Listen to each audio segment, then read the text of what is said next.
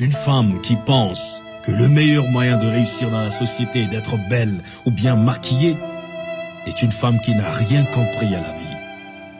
Celle-là s'assimile à un vulgaire objet de décoration. Fais donc attention à cela, car ce qu'elle pense, elle l'inculquera à tes enfants. Si tu demandes à un chien d'éduquer ton enfant, ne t'étonne pas de voir ton enfant marcher à quatre pattes. M'a souvent dit ta grand-mère. Ton épouse doit apprendre à tes enfants le sens des efforts, le sens du travail, notamment à tes filles. La réussite sociale d'une femme n'est plus d'épouser un homme qui a déjà réussi dans la société. On ne courtise pas sa future femme comme on courtise une copine. Amène-la souvent chez les tiens passer quelques jours. Tu pourras voir si elle sait s'occuper d'un toit et surtout cuisiner. C'est très important. Un repas concocté par son épouse vaut mieux qu'un plat de restaurant. Là-bas, on ne sait pas qui cuisine ni comment on fait. Évite une paresseuse obsédée par son enveloppe extérieure, qui passera plus de temps devant un miroir qu'à veiller à la salubrité de son foyer.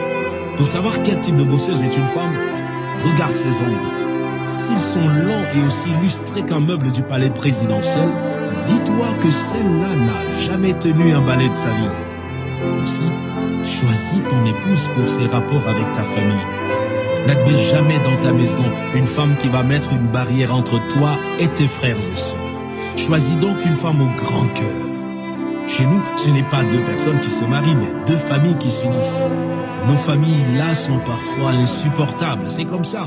Il est important de savoir si elle sera capable de supporter les caprices de ton vieux père et peut-être le rejet de ses belles-sœurs. Si dans nos coutumes, lors du mariage, la mariée porte une corbeille ou une haute trouée, ce n'est pas pour rien. Cette corbeille représente son cœur. Elle devra y mettre les vicissitudes du mariage. Et comme il est troué, il ne se remplira jamais. C'est ainsi que ton épouse doit être. Si certains mariages durent, c'est pas parce qu'ils ne connaissent pas de difficultés, mais parce qu'on a bien choisi son compagnon, on le supporte mieux. Une dame qui plie bagage pour un oui ou pour un non ne sera que de passage dans ta vie, tôt ou tard. Une rivière qui déborde à chaque pluie fait fuir les campeurs, disait l'aïeul. Observe les gens et les lieux qu'elle fréquente. Si elle passe sa vie dans les boîtes de nuit, des débits de boissons entourés de fêtardes, tu peux à peu près te faire une idée de celle que tu comptes mettre dans ta maison. Un poisson qui provient d'une eau empoisonnée n'est pas bon à manger, m'a souvent dit mon grand-père. Elle devra faire de tes problèmes les siens, et pas une qui prendra ses jambes à son cou dès que le navire prendra un peu d'eau. Le mariage a des hauts et des bas. Si elle n'est pas capable de traverser toutes les situations avec toi, c'est une opportuniste dont il faudra te débarrasser.